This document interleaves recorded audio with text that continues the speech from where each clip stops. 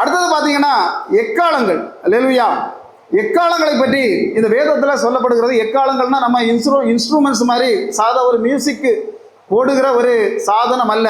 எக்காலம் என்ன அப்படின்னு சொன்னால் தேவனுடைய அதிகாரமும் தேவனுடைய குரலையும் அப்படியே ஜனங்களுக்கு தெரிவிக்கக்கூடிய ஒரு காரியம் தான் அந்த எக்காலம். பழைய ஏற்பாடு புஸ்தகத்தை நீங்கள் எடுத்து வாசித்தீங்கன்னா 2 வித எக்காலங்கள் சொல்லப்படுகிறது. ஒன்று சோபார் அப்படின்னு சொல்லக்கூடிய ஒரு எக்காலம். இது எப்படி இருக்கும் அப்படின்னா அந்த செம்மறியாட்டு கொம்பில் செய்யப்பட்ட எக்காலம். அல்லேலூயா.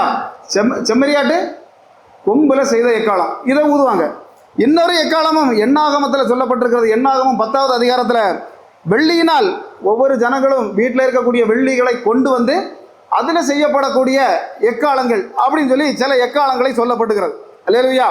இப்போ பார்த்தீங்கன்னா இந்த எக்காலங்கள் எதற்காக பயன்படுத்தப்பட்டது அப்படின்னு சொன்னால் அந்த காலங்களில் யோசுவா காலமாக இருந்தாலும் சரி, இந்த ராஜாக்களின் காலமாக இருந்தாலும் சரி, அந்த கோட்டையை சுற்றி மதிலை சுற்றி மதிலுக்கு மேலே கொஞ்சம் பேர் காவலர்கள் ஏறி காவல் இருப்பாங்க. எதுக்காக? அடுத்த நாட்டு ராஜாக்களோ இல்லை அடுத்த நாட்டு படையோ உள்ளே வந்து இந்த கோட்டையை கைப்பற்றி விடக்கூடாது என்பதற்காக மேலே இருப்பாங்க. அப்போ அவங்க இருந்துட்டு தூரத்தில், இப்போன்னா பைனாக்குலர் வச்சு என்ன செய்யலாம், பார்த்துடலாம் தூரத்தில் வரக்கூடியவங்களை எல்லாம். ஆனால் அந்த காலத்தில் அதெல்லாம் பார்க்க முடியாததுனால அப்படி இருப்பாங்க. இருந்துட்டு தூரத்தில் அவங்க கண்ணு கட்டின தூரத்தில் அங்கேருந்து வரக்கூடிய எதிரி நாட்டு படையை கண்ட உடனே என்ன செய்வாங்க, எக்காலத்தை ஊதுவார்கள். அப்போ எக்காலத்தை ஊதுனா உள்ள நாட்டுக்குள்ளே இருக்கவங்க எல்லாம் என்ன செய்வாங்க, உஷாராயிருவாங்க. அல்லேலூயா. அப்போ இதற்காக தான் எக்காலம். இப்போ இந்த எக்காலங்கள் ஊதப்படுகிறது எதுக்கு அப்படின்னு சொன்னால் 7 எக்காலங்கள் ஊதப்படுகிறதுனா இந்த பரலோக இந்த பூமியில் இருக்கக்கூடிய ஜனங்கள் உஷாராக மாறணும். தேவனுடைய வருகை, இயேசு கிறிஸ்துவனுடைய வருகை பக்கத்தில் இருக்கு அப்படிங்கிறத உணர்ந்து நல்ல நம்புறவங்க மட்டும் கரங்களை தட்டுக்க பார்க்கலாம். இயேசு கிறிஸ்து சீக்கிரம் வருகிறார், மாரநாதா இயேசு சீக்கிரம் வருகிறார் நம்புறவங்க மட்டும். இந்த எக்காலத்தை ஊதும் போது அங்கே ஒரு விஷயம் கூட சொல்லப்படுகிறது. இந்த பூமியில் வாழக்கூடிய ஜனங்கள் 1/3 ஜனங்கள் கொல்லப்பட்டார்கள் அப்படின்னு சொல்லப்படுகிறது. அல்லேலூயா. பாருங்க, இந்த எக்காலத்தினுடைய மகிமை என்ன அப்படின்னா பழைய ஏற்பாட்டில் நம்ம எடுத்து பார்த்தோம் அப்படின்னு சொன்னால் கிதியோன் கேள்விப்பட்டிருக்கீங்களா? கிதியோன் எதிரி படையினர் வந்தபோது அங்கே எக்காலங்கள் ஊதப்பட்டது அப்படின்னு சொல்லி நியாயாதிபதிகள் 7வது அதிகாரத்தில் எக்காலம் ஊதப்பட்ட சம்பவம் சொல்லப்படுகிறது. எரிக்கோ கோட்டை உடைப்பதற்காக அந்த எக்காலத்தை ஆசாரியர்கள் 7 முறை ஊதினார்கள் அப்படின்னு சொல்லப்படுகிறது.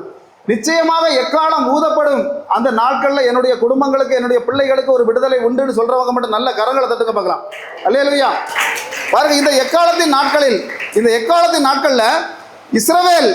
இஸ்ரவேல் கூடாரங்களுக்குள்ள இருக்கும்போது இன்னைக்கு மோசேயை நோக்கி ஜனங்கள் புறப்பட்டு வர வேண்டும், மோசே கூப்பிடுகிற இடத்துக்கு வர வேண்டும் அப்படின்னு சொன்னால் இந்த எக்காலங்கள் அன்றைக்கு என்ன செய்யப்பட்டது, ஊதப்பட்டது. அப்போ அவங்க உடனே கிளம்பி என்ன செய்வாங்க, ஆலயத்தில் ஒரு ஆராதனை நடத்துறதுக்கு வரணும் அப்படின்னு சொன்னால் அந்த இடத்துல அதை என்னாகும் 10:2 வாசிக்க பார்க்கலாம்.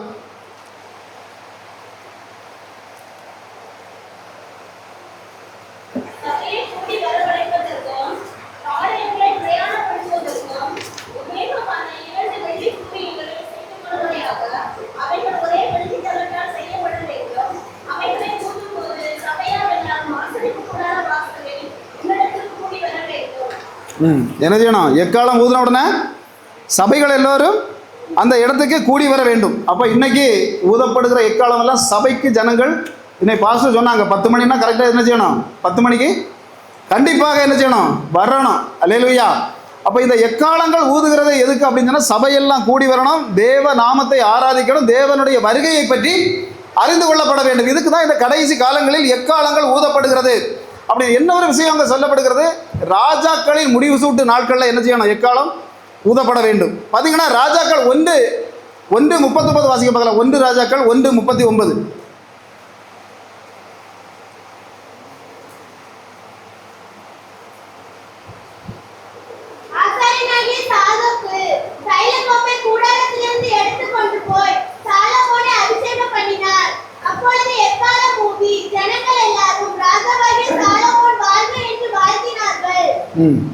சாலமோனுக்கு பதவி பிரமாணம், அப்படிதானே, பதவி பிரமாணம் செய்யப்படும் போது என்னது ஊதப்பட்டது, எக்காலம் ஊதப்பட்டது அப்படின்னு போட்டிருக்கு.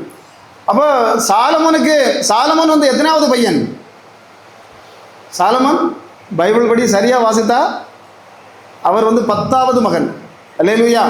தாவீதுக்கு மனசில் ஒருவேளை இருந்திருக்கலாம், மூத்த மகனை என்ன செய்திடலாம், ராஜாவாக வைக்கலாம், இல்லை 2வது மகனை வைக்கலாம் அப்படின்னு எல்லாம் எண்ணங்கள் இருந்திருக்கலாம். ஆனால் இவன் எத்தனாவது மகன்? 10வது மகன் தான் இந்த சாலமோன். இந்த சாலமோன் இப்போ தாவீதுடைய மனைவி பெயர் மட்டுமே எத்தனை மனைவி பேர் பைபிளில் இருக்குது வாசிருக்கீங்களா? எண்ணி பார்த்துருக்கீங்களா? 8 மனைவிகளுடைய பெயர்கள் பைபிளில் தாவீதுடைய மனைவியுடைய பெயர்கள் எழுதப்பட்டிருக்கிறது. 19 பிள்ளைகளுடைய பெயர்கள் சொல்லப்பட்டிருக்கிறது. அப்போ பார்த்தீங்கன்னா 19 பிள்ளைகளிலே 10வது பிள்ளை தான் யார்? இந்த சாலமோன். அப்போ இப்படி இவர் அதிகமான மனைவிகளை திருமணம் செய்த பிறகு தான் இவருடைய வாழ்க்கையில், தாவீதுடைய வாழ்க்கையில் உள்ள அநேக அநீதிகள் நடக்க ஆரம்பித்தது. அல்லேலூயா. சரி, அவருடைய அநீதிகள் நடந்தது அப்படின்னு சொன்னால் அவருக்கு மகனாக பிறந்த சாலமோன் எத்தனை மனைவிகளை வைத்திருந்தார்? 300 700 300 டோட்டல் எத்தனை? 1000. அல்லேலூயா. அப்போ பாருங்க, ஆலயத்தை கட்ட அனுமதி கொடுத்தார் தேவன். ஆனால் இவர் மனைவியை கட்ட தான் அதிகாரம் கொடுக்குறார் போல அப்படின்னு நினச்சிட்டு அநேக மனைவிகளை என்ன செய்தார்? இவர் திருமணம் செய்தார். அந்த டைம்கள் எல்லாம் அதற்கு பிறகு வந்த ஒவ்வொரு ராஜாக்கள் கிட்டத்தட்ட இஸ்ரேல் தேசத்தை 2ஆக பிரிவதற்கு காரணம் இந்த சாலமோன் தான். இந்த சாலமோன் காலத்துக்கு பிறகு வந்த 19 ராஜாக்கள் இஸ்ரேலை ஆட்சி செய்தாங்க, 20 ராஜாக்கள் யூதாவை ஆட்சி செய்தாங்க. இவர்களுடைய காலங்களில் எல்லாம் வரிசையாக இந்த எக்கால சத்தங்கள் என்ன செய்யப்பட்டது? ஒவ்வொரு தீர்க்கதரிசி மூலமாகவும் இவருடைய காலங்களில் ஊதப்பட்டது அப்படின்னு சொல்லி நம்ம பார்க்குறோம். வெளிப்படுத்தின விசேஷம் 11:15 வாசிங்க பார்க்கலாம்.